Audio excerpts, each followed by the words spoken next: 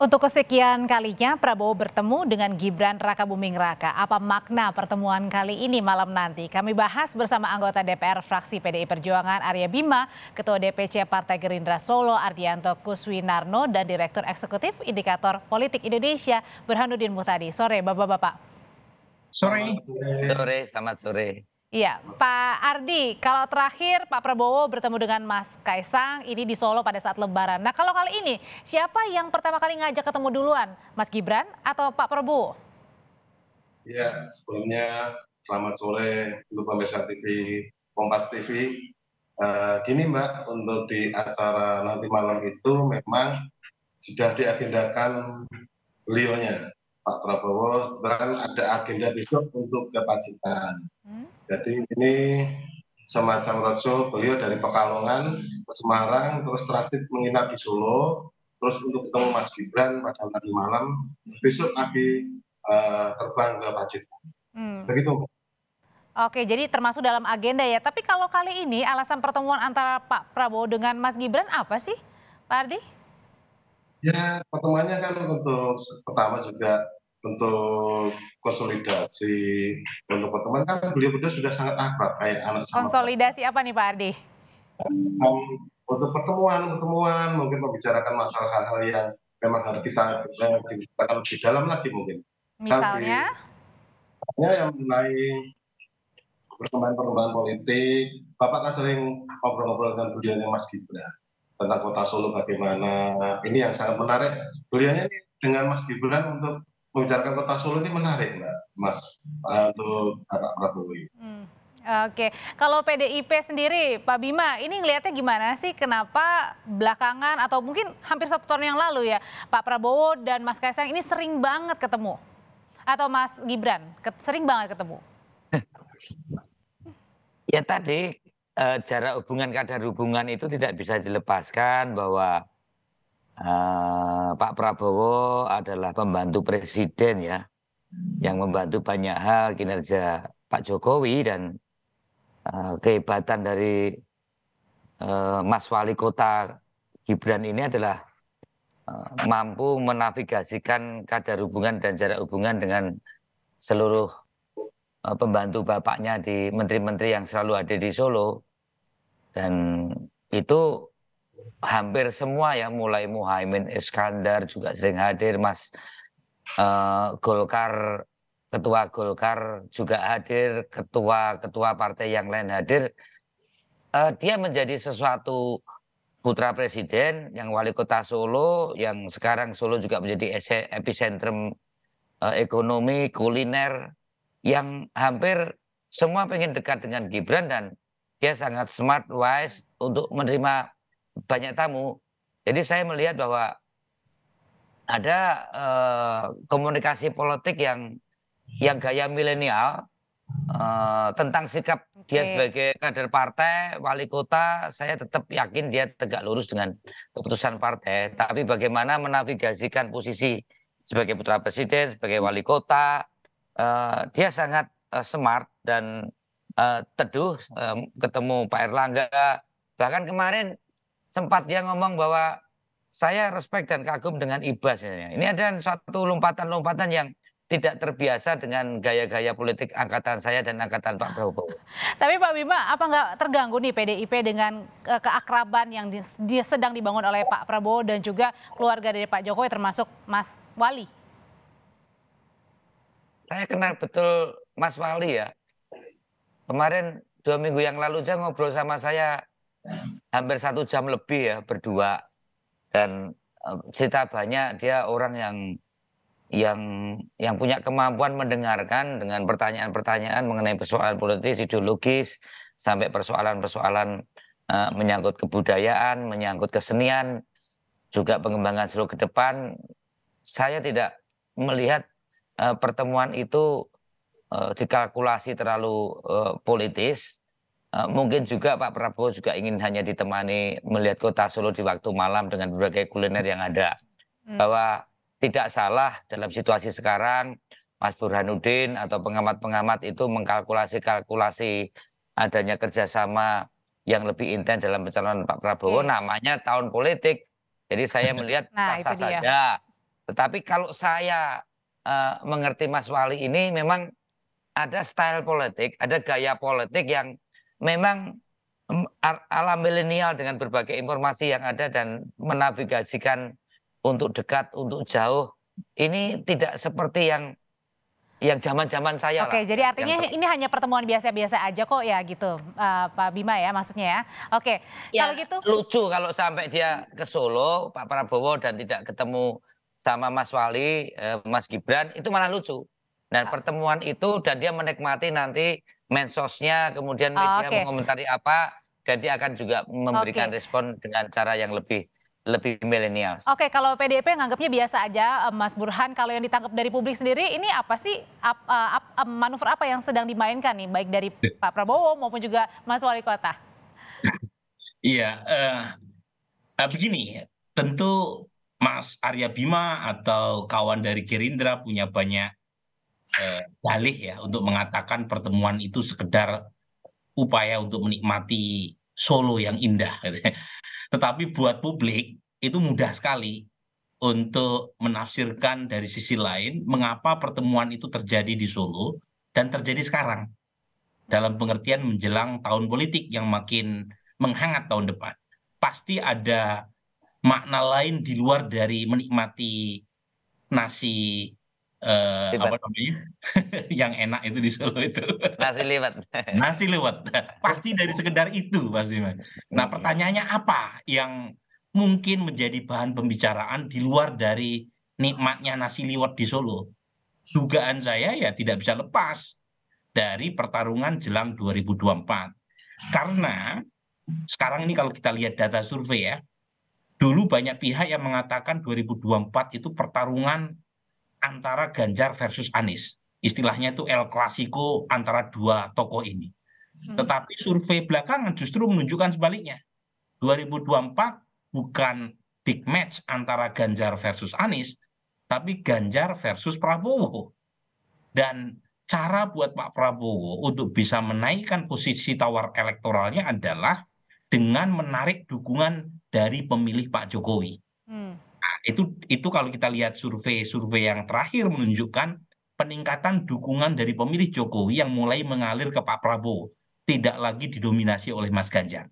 Nah, dengan mengakrabkan diri dengan Mas Gibran, setidaknya Pak Prabowo mengirim pesan kepada pendukung Pak Jokowi bahwa Pak Prabowo bukan lagi rival lama seperti 2 pilpres sebelumnya.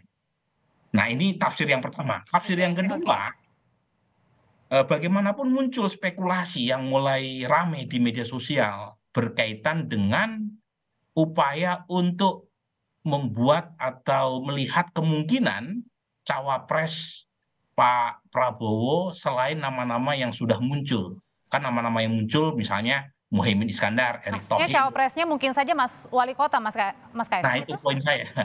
Jadi ada upaya untuk melihat atau membuka opsi itu. Kalau opsi itu, Mas Burhan, sorry saya potong. Kalau opsi itu yang datangnya lebih dari Gerindranya? Atau?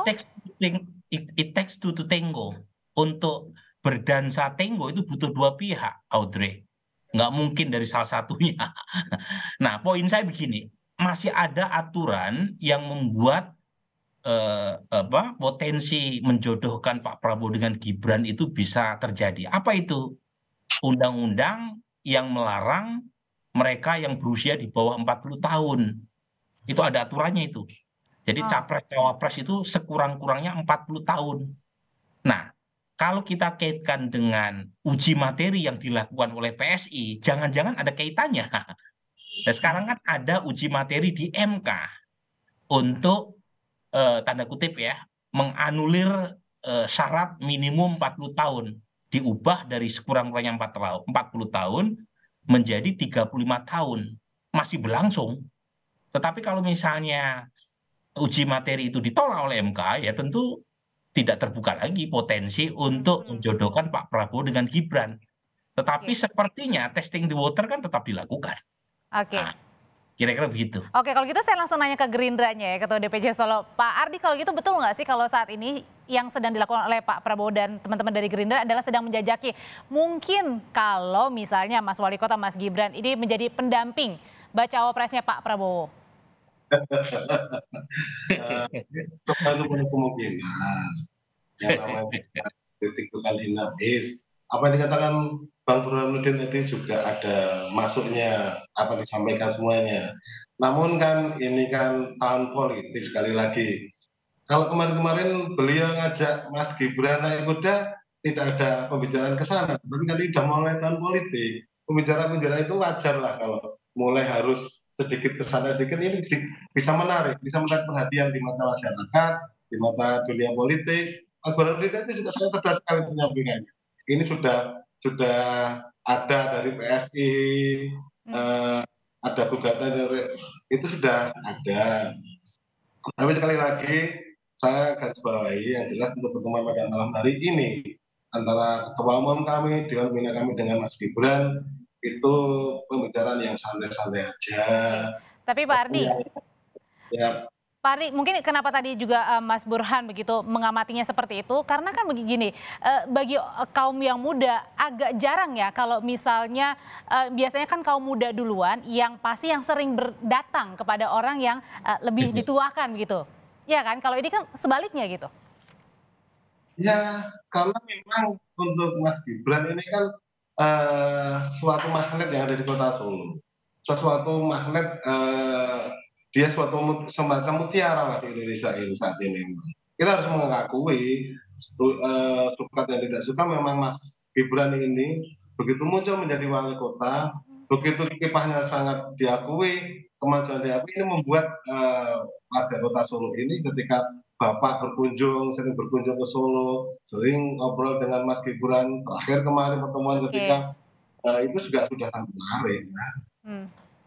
Oke, Pak Bima, kalau misalnya wacana ini kemudian nantinya misalnya menjadi kenyataan, banyak dong kalau gitu nanti suara-suara yang tergerus karena Mas Gibran ini berduet bersama dengan Pak Prabowo.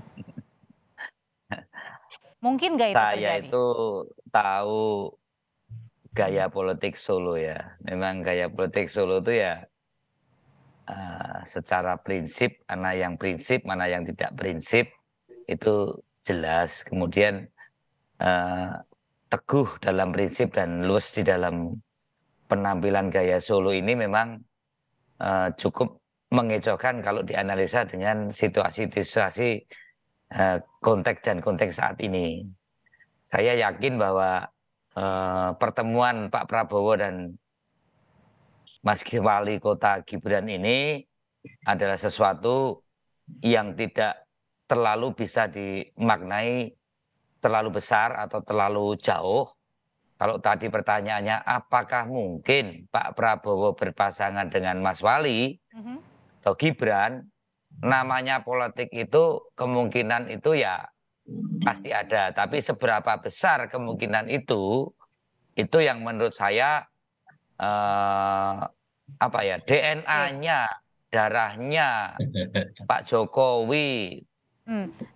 Karena gini Pak Bima, karena itu darah merah bahwa di situ ada hal yang luas dan berpolitik kan tidak hanya 5 tahun, berpolitik kan 15 tahun, 30 tahun. Jadi apalagi kota Solo, political bonding sama 2 kali pilpres dan bagaimana berpolitik di Solo itu kan tidak terlalu nuansa politik ya, lebih fans klub ya, fans Banteng, fans Moncong Putih, ya, fans biar gepeng tak Banteng, banyak fans klub. Oke. Karena gini Pak Bima, pada saat mudah pergeseran. Pada saat kemarin sebelum musrah ini, pada saat ditanya oleh wartawan, Mas Gibran mengatakan bahwa suara dari teman-teman ini bukan hanya berat ke Pak Ganjar, tapi juga pro-nya juga ke Pak Prabowo juga. Oh, dinamika politik dengan adanya dukungan Pak Prabowo selama 5 tahun ini pasti ada pergeseran pendukung Pak Jokowi ke Pak Prabowo ya. Ya, tetapi secara sosiologis dan psikologis 2 kali tanding ini bukan sesuatu yang mudah dan Pak Jokowi adalah masih di dalam pola tipe orang tuh respect, tertarik, kemudian mendukung. Belum ada institusionalisasi pelembagaan terhadap Jokowi mania misalnya. Beda dengan misalnya Barisan Soekarno, beda dengan Gus Durian itu. Beda seperti misalnya zaman dulu Bu Mega punya posko Megawati Promek gitu. Iya. Saya melihat baru ada 3 di Indonesia saya Baik, melihat. baik. Pak Jokowi, Ganjar, Pak Prabowo, kemudian Anies masih pada tahapan Baik. dukungan yang belum terinstitusionalisasi. Oke. Jadi untuk menggerakkan, memindahkan itu perlu ada satu momentum yang memang rasionalitas untuk memberikan dukungan ke Pak Prabowo, tidak hanya soal Oke. penampilan Pak Jokowi. Saya kira itu. Oke, Mas Burhan kalau gitu, kalau Mas Burhan lihat ya dari gestur pertemuannya beberapa kali bertemu, dari gestur tubuhnya dan cara ngomongnya, ini sebenarnya Mas Wali ini lebih condong kemana? Ke Pak Ganjar atau ke Pak Prabowo? Ini sebenarnya kalau kita lihat Mas Wali itu boleh lebih merepresentasikan sikap politik ayahnya juga. Coba lihat ya, kalau kita lihat Pak Jokowi ini kan beliau hadir ya sebagai kader PD Perjuangan dalam deklarasi Ganjar Pranowo sebagai capres. Tapi di sisi lain juga hadir ketika musyawarah rakyat yang dihelat oleh relawan Jokowi itu memberikan atau menominasikan 3 capres. Bukan hanya Ganjar, tapi ada juga Pak Prabowo dan Pak Erlangga. Artinya Pak Jokowi membuka opsi bukan hanya ke Ganjar Pranowo. Nah itu pula yang kemudian ditiru, di copy paste sama Mas Wali. Jadi saya melihat sikap politik Mas Wali tidak bisa dilepaskan dari sikap politik Pak Jokowi. Bisa juga disebut sebagai perpanjangan berarti ya dari Pak Jokowi. Nah, pertanyaannya begini, kenapa demikian? Nah, saya menduga karena Pak Jokowi memang berbeda dengan presiden-presiden sebelumnya yang umumnya punya partai politik. Ya, Ibu Mega punya Perjuangan, Gus Dur punya PKB, Pak SBY punya Demokrat. Nah, Pak Jokowi ini tidak punya partai, meskipun beliau kader PD Perjuangan, tidak ada partai yang bisa dia remote kontrolnya. Nah itu yang menjelaskan sikap beliau, satu mempertahankan relawan Jokowi, padahal beliau sudah terpilih sebagai capres 2 kali. Yang kedua, mempersilahkan relawan Jokowi untuk terus, tanda kutip ya, menominasikan calon di luar dari Mas Ganjar sebagai capres resmi PD Perjuangan. Jadi pada titik itu saya melihat sampai nanti dugaan saya ya sikapnya ambigu. Oke, baik. Dan itu mungkin juga akan diikuti oleh putranya. Oke, Jadi baik. antara 2 nama lah, antara Ganjar atau Pak Prabowo. Oke, antara 2 nama itu. Terima kasih Mas Burhan, terima kasih Pak Bima, dan juga terima kasih Pak Ardi. Sehat selalu Bapak-bapak, kita ketemu lagi di lain kesempatan. Mas